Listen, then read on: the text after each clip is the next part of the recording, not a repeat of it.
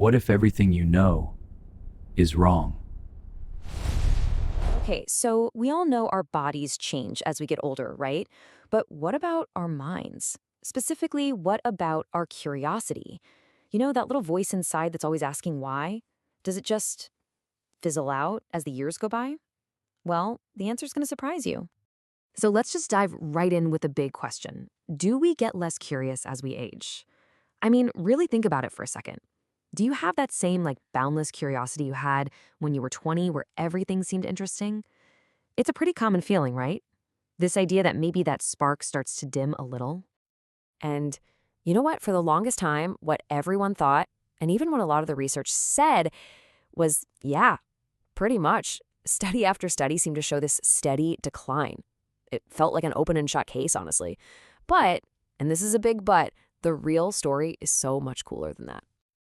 Okay, so to really get what's going on, we need to throw out the idea that curiosity is just one thing. It's not. It's actually a tale of two completely different kinds of curiosity. And this, right here, is where everything changes. What researchers figured out is that we need to split it into two buckets: trait curiosity and state curiosity.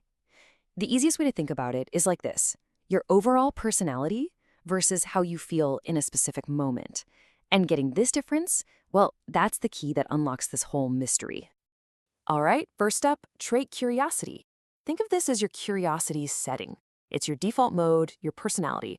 It's that general, stable desire to seek out new stuff and explore novel ideas. If you're the kind of person who just loves learning for the sake of learning, you've probably got high trait curiosity. It's your basic appetite for what's new.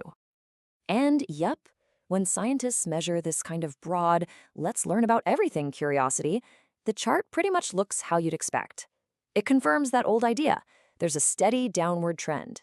As we get older, on average, this general desire for novelty does seem to go down.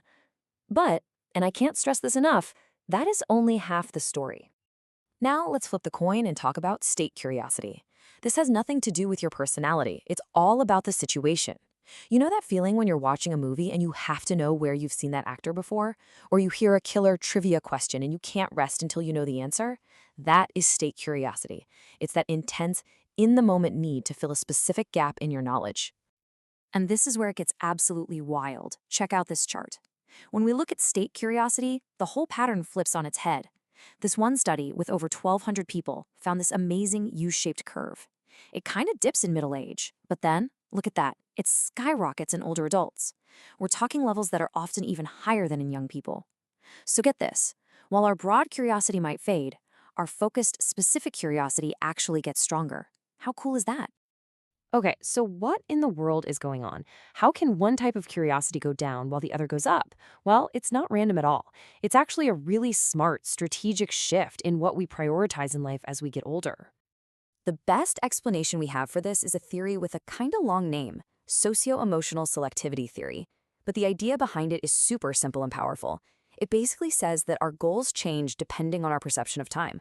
When you're young and feel like you have all the time in the world, your goal is to soak up knowledge for the future. But when time starts to feel more precious, you shift your focus to things that bring you emotional satisfaction in the here and now. So it follows this really logical path, right? 1, as we get older, our sense of future time naturally gets a bit shorter. 2, because of that, our main goals shift from gather all the info to feel good now. And 3, the result is that our curiosity doesn't vanish. It just gets super selective. It starts to zero in on the stuff that really means something to us, the things that give us that emotional payoff. Let me put it another way. It's a strategic move. We're basically trading in our wide net, let's try everything approach from our youth for a deep dive, selective approach. We stop trying to know a tiny bit about a million things and instead get really into knowing a lot about the things we actually care about. And here's the real kicker, why this all matters so much. This isn't just some interesting little fact about psychology. It has huge, real-world consequences for our health as we get older. Leaning into this focused, specific curiosity might just be one of the best things you can do for your brain. I mean, just listen to this quote from researchers at UCLA. It's a heavyweight. They're saying that keeping that curious spark alive, that's not just a nice little hobby. It might actually help protect your brain and even fend off diseases like Alzheimer's. That is huge. And the list of benefits just keeps going. It's really compelling. We're talking greater happiness and well-being. It's the thing that pushes us to do cool, stimulating stuff like travel. It's a shield against cognitive decline. And get this, some studies have even linked it to living longer. I mean, wow. And here's a perfect example of how this works. Research found that this diverse curiosity is one of the main reasons older adults travel. And what does travel do? It boosts well-being. So you get this amazing positive cycle, all powered by staying curious. Okay, so let's wrap our heads around this. The big picture here isn't a sad story about losing something. It's not about decline at all. It's about getting smarter and more sophisticated in how we use our most valuable asset, our attention. If you remember one thing from this, let it be this. Your curiosity isn't fading away. It's sharpening. It's becoming more like a laser beam, focused, powerful, and precise, instead of a big, broad floodlight. It's really a masterclass in optimization. As we age, we start channeling our mental energy towards what actually matters to us. It's less about just collecting random facts and more about weaving new insights into the incredible web of knowledge we've spent a lifetime building. It's a classic shift from quantity to quality. So, it turns out we've kind of been telling ourselves the wrong story all along. It's not about your curiosity disappearing. It's about it getting an upgrade, getting more focused. So the real question isn't, am I losing it?